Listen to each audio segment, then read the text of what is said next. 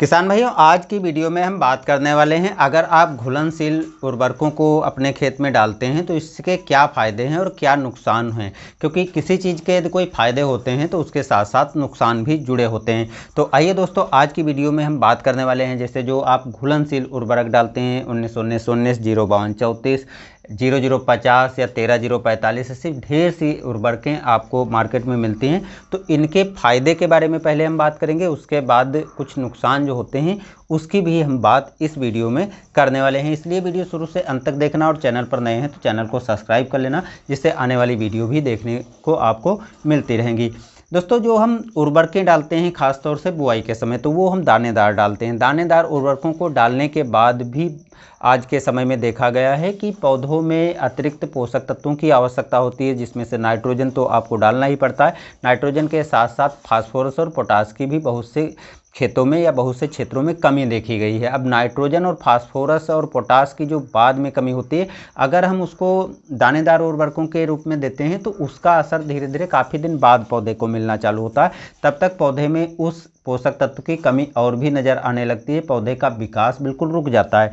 तो इसलिए वहाँ पर काम आती हैं घुलनशील उर्वरकें, क्योंकि घुलनशील उर्वरकों को जो अब हम स्प्रे करते हैं पौधे के ऊपर, तो उसके पोषक तत्व जो हैं तुरंत पौधे को मिलना चालू हो जाते हैं। इसका कारण यही है कि जब पत्तियों पर घुलनशील उर्वरक पड़ती है तो पत्तियों में जो स्टेमेटा है वो खुलता है, बंद होता है, खुलता है, बंद होता है, ऐसी प्रक्रिया होती है। और जब खुलता बंद होता है तो धीरे धीरे जो हमने उर्वरकों का स्प्रे किया है पौधे के अंदर चली जाती हैं, और जड़ों के माध्यम से ना मिल करके पत्तियों पर सीधे ये पोषक तत्व पहुंच जाते हैं, और जहां से वो अच्छी तरह से भोजन बनाते हैं और पौधे में जो पोषक तत्व की कमी होती है वो दूर हो जाती है। यानी एक जल्दी पोषक तत्वों की पूर्ति करने का अच्छा सा प्रोसेस उसको मिल जाता है, जिसके कारण बाद में घुलनशील उर्वरकों को देने से अच्छा फायदा होता है। दूसरा एक और भी फायदा है कि घुलनशील उर्वरक स्टॉक में आपको बहुत ज़्यादा एरिया में नहीं रखना होता, छोटे सी जगह पे आप रख सकते हैं, और खेत में ले जाने लाने में भी काफ़ी आसानी है, क्योंकि बहुत 1-2 किलो ही 1 एकड़ में देने की ज़रूरत पड़ती है, तो इसलिए लाना ले जाना भी काफ़ी आसान हो जाता है। तो ये तो रहे दोस्तों कुछ फ़ायदे। अब इसके अतिरिक्त थोड़े और फ़ायदे बता देते हैं। अगर आप घुलनशील उर्वरकों को कुछ ऐसी अवस्थाएं हैं जिस टाइम पर डालते हैं, जैसे मान लिया फल बनना, फल का बड़ा होना, तो उस टाइम पर पोषक तत्वों की अधिक आवश्यकता होती है। पौधे का विकास होना, उस टाइम पर पोषक तत्वों की अतिरिक्त आवश्यकता होती है। तो ऐसे टाइम पर, यानी जो कांतिक अवस्थाएं आती हैं, उस टाइम पर ये उर्वरकें बहुत अच्छे से पौधे के जो है अन्य प्रोसेस में काम करती हैं, पौधे को लाभ पहुंचाती हैं। वहीं पर दोस्तों इसके कुछ नुकसान हैं। अब नुकसान क्या हो सकते हैं उसके बारे में भी दोस्तों बता देते हैं। देखिए दोस्तों, ये एक तरफ से ये उर्वरकें तो काफ़ी सस्ती मिलती हैं, यानी बोरी की जो हम उर्वरक डालते हैं उसकी डोज भी ज़्यादा डालनी पड़ती है, लेट काम भी करती हैं, और वो महंगी भी पड़ती हैं, लेकिन ये काफ़ी सस्ती पड़ जाती हैं, जिसके मुकाबले पैसे काफ़ी कम खर्च होते हैं।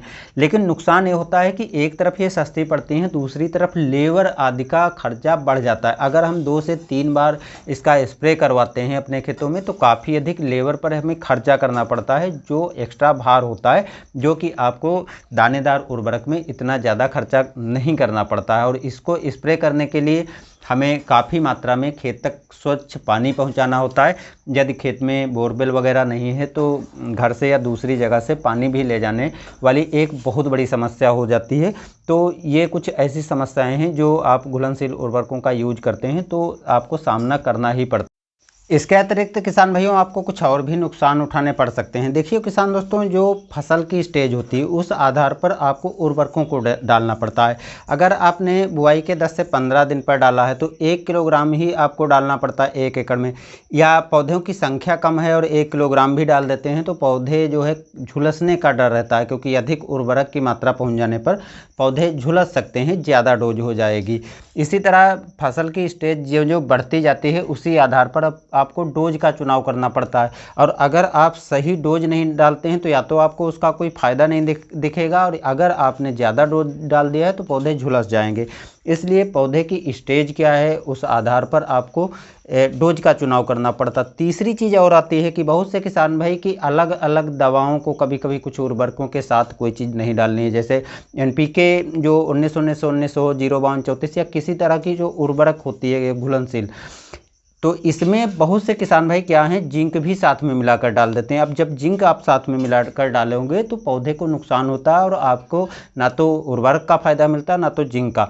तो ऐसे बहुत से नुकसान भी होते हैं। तो आपको यदि इनका यूज करना चाहिए तो तरीके सही पता होने चाहिए, क्या डोज किस टाइम पर डालनी चाहिए, ये सब चीज़ें आपको अच्छे से पता होने चाहिए। और कौन सी चीज़ मिला करके डाल सकते हैं, कौन सी चीज़ नहीं मिलाकर डाल सकते हैं, इन सभी चीज़ों का भी ध्यान रखना है। इसके साथ साथ खेत में नमी नहीं होती है, उस टाइम पर डाल देते हैं या सुबह डाल देते हैं, ओस पड़ जाती है, या डालने के बाद कुछ समय के बाद पानी बरस जाता है तो काम नहीं करती। तो ऐसे कुछ फ़ायदे के साथ साथ कुछ नुकसान भी होते हैं।